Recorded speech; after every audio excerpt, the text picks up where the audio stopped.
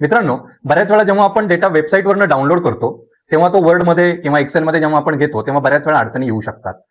उदाहरणार्थ मी आजच्या प्रॅक्टिकलमध्ये तुम्हाला अशी एक ट्रिक सांगणार आहे की ज्या ट्रिकमध्ये तुम्ही वेबसाईटवरनं डाउनलोड केलेला डाटा जर फॉर्मॅटिंग करताना लिस्ट फॉर्मॅटमध्ये हवा असेल तर येणाऱ्या अडचणीवरती कशा पद्धतीने सोल्युशन मिळवावं हे आपण आजच्या प्रॅक्टिकल व्हिडिओमध्ये पाहणार आहोत. तर चला मी तुम्हाला प्रत्यक्ष प्रॅक्टिकल करून दाखवतो.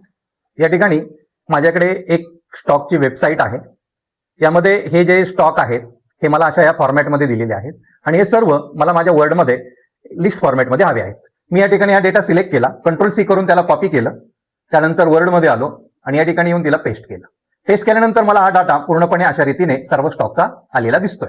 मात्र जेव्हा मी याला सिलेक्ट करून नंबरिंग लिस्टमध्ये म्हणजे मला प्रत्येक स्टॉकला एक एक नंबर द्यायचा आहे, नंबर लिस्ट बनवायची आहे, म्हणून आपण नेहमी जी नंबर लिस्ट वापरतो त्याप्रमाणे त्याला सिलेक्ट केलं. या ठिकाणी नंबर लिस्टमध्ये गेलो आणि नंबर फॉर्मॅटवरती जाऊन मला हवा असणारा नंबर फॉर्मॅट सिलेक्ट केला. हे पहा, जसं मी सिलेक्ट केला तर या ठिकाणी मला प्रत्येक स्टॉकला नंबर येण्याऐवजी फक्त इथे सुरुवातीलाच नंबर आला. आता हे असं का झालं तर याचं सर्वात महत्वाचं कारण आहे की डेटा जेव्हा आपण पेस्ट केला तेव्हा सॉफ्ट एंटर आणि पॅरेग्राफ एंटर या फॉर्मॅटमध्ये तो पेस्ट झालेला आहे. आता हे कसं ओळखणार? बऱ्याच जणांना ही पॅरेग्राफ मार्क म्हणजे ही कमांड माहिती नसेल की तिचा काय उपयोग करावा. आता या व्हिडिओमध्ये तुम्हाला त्याचा प्रत्यक्ष उपयोग कसा केला जातो ते लक्षात येईल. हे पहा, मी जेव्हा या पॅरेग्राफ मार्कवरती क्लिक करतोय तेव्हा मला या ठिकाणी एंटर सारखे काही सिम्बॉल दिसत आहेत आणि सर्वात शेवटी इथे पॅरेग्राफ मार्क दिसतोय. याचा अर्थ असा आहे की या ठिकाणी एवढ्या पूर्ण डेटा हा पूर्ण एक पॅरेग्राफ म्हणूनच गृहीत धरला गेलेला असल्यामुळे या ठिकाणी फक्त हा एक नंबर आलेला आहे. मग हे पॅरेग्राफ मार्क जेव्हा मला या सॉफ्ट मार्कचं पॅरेग्राफ मार्कमध्ये कन्व्हर्जन करता येईल तेव्हा प्रत्येक स्टॉकला मला तो नंबर देता येईल. आता ते कसं करायचं? त्यासाठी तुम्ही हा पूर्ण डेटा सिलेक्ट करा, त्यानंतर एडिटमध्ये जाऊन रिप्लेस कमांडवर क्लिक करा, त्यानंतर या ठिकाणी #L असे टाईप करा व या ठिकाणी #P असे टाईप करा. आता हे #L किंवा #P चा अर्थ काय आहे? #L म्हणजे सॉफ्ट एंटर आणि #P म्हणजे पॅरेग्राफ मार्क.